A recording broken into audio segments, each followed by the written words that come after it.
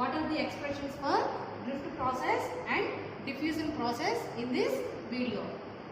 So here I am taking the current density J equals to NEV. Here V is nothing but drift velocity, V suffix D. So mobility mu equals to drift velocity per unit electric field. So that Vd equals to mu into capital E. Therefore J equals to Ne mu capital E.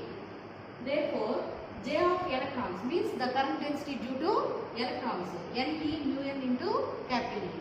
Similarly J of holes, Pe mu P capital E. Therefore the total drift equals to Jn of electrons plus Jp